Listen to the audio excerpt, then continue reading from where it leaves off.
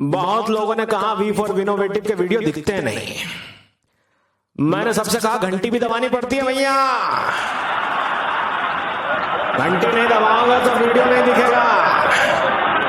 अगर हम कहीं जा रहे हैं और रास्ता हमें पता ना हो तो फट से अपने फ़ोन में गूगल मैप ऑन करके जीपीएस के थ्रू हम अपनी मंजिल तक पहुंच जाते हैं। Hey everyone, I am Ananya Srivastava and welcome to our YouTube channel V for Innovative। पिछले वीडियो में मैंने आपको ये बताया था कि एरोप्लेन बनता कैसे है। अब प्लेन तो बन गया, लेकिन क्या कभी आपने ये सोचा है कि हवाई जहाज अपना रास्ता कैसे ढूंढते हैं, किस डायरेक्शन में जाना है, कहाँ जाना है, वो कैसे पता करते हैं। तो आज के इस वीडियो में मैं आपको बताऊंगी कि आखिर एयरप्लेन्स अपना रास्ता कैसे ढूंढते हैं। और तो और मैं आपको और भी फैक्ट्स बताऊंगी, जैसे कि आज तक का सबसे खतरनाक एयरप्लेन क्रैश एक्सीडेंट कौन सा था, फ्लाइट की इंटरनेशनल लैंग्वेज कौन सी है और वर्ल्ड का सबसे छोटा जेट कौन सा है। So let's start. पुराने टाइम में जो पायलट्स रहते थे वो जमीन, पहाड़, लैंडमार्क्स जो दूर से ही दिख जाते थे और एयरलाइंस को देखकर रास्ते का पता लगाते थे। लेकिन फिर जैसे जैसे टेक्नोलॉजी बढ़ती गई, अब एरोप्लेन्स के रास्ते को पता करने के लिए पायलट्स भी जीपीएस का इस्तेमाल करते हैं। जो जीपीएस रहता है वो सिग्नल्स को यूज करता है, जिससे ट्रैफिक फ्लो, स्पीड और आपकी डेस्टिनेशन के डिस्टेंस का पता चलता है।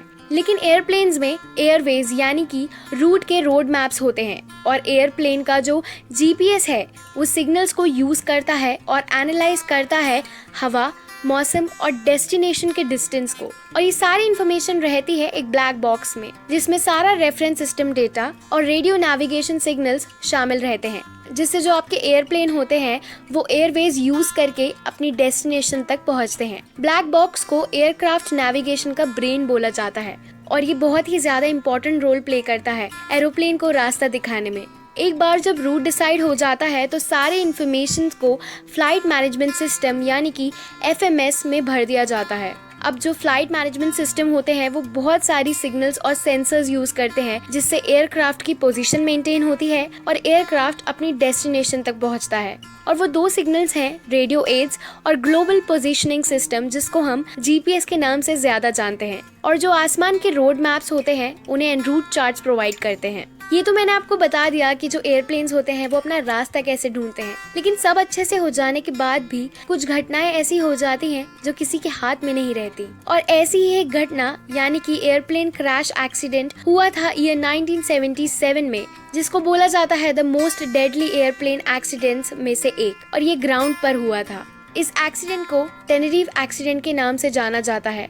इस एक्सीडेंट का नाम पड़ा था आइलैंड टेनेरिफ के ऊपर, क्योंकि ये एक्सीडेंट यहीं हुआ था और लगभग 500 लोग इस एक्सीडेंट में मारे गए थे।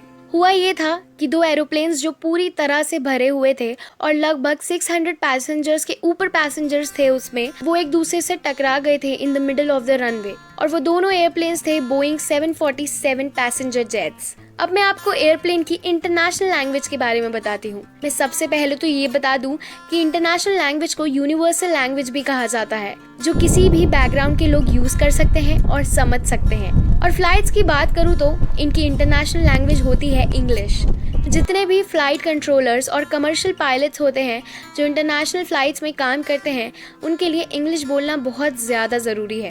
और यही नहीं बट बहुत सारी मेजर एयरलाइंस के पायलट्स और को पायलट्स को कुछ भी खाना अलाउड नहीं होता, ताकि उन्हें फ्लाइट उड़ाते टाइम फूड पॉइजनिंग या कोई दिक्कत ना हो जाए। बाय द वे, क्या आपको पता है वर्ल्ड का सबसे स्मॉलेस्ट जेट कौन सा है? नहीं पता तो कोई ना, मैं बता देती हूँ। वर्ल्ड का सबसे स्मॉलेस्ट एयरक्राफ्ट है बीट BD-5 माइक्रो। ये एक single seat home built aircraft है जो लेट 1960s में बना था और इसे एक US aircraft designer gym Beed ने बनाया था। इस एयरक्राफ्ट का जो विंग स्पैन है वो केवल है 14 to 21 फीट और तो और इसका वेट है केवल 358 पाउंड्स। वैसे सोचें तो यार दुनिया में कितना कुछ है ना जिनके बारे में हमें पता ही नहीं है, बट कोई ना, इसलिए तो मैं आपको सब कुछ बताती रहती हूँ। अगर आपको हमारा आज का ये वीडियो अच्छा लगा हो तो इसे लाइक और शेयर जरूर करें। चैनल को सब्सक्राइब नहीं किया है तो किसका वेट कर रहे हो, करो ना यार। मिलती हूँ आपसे नेक्स्ट वीडियो में। Bye bye.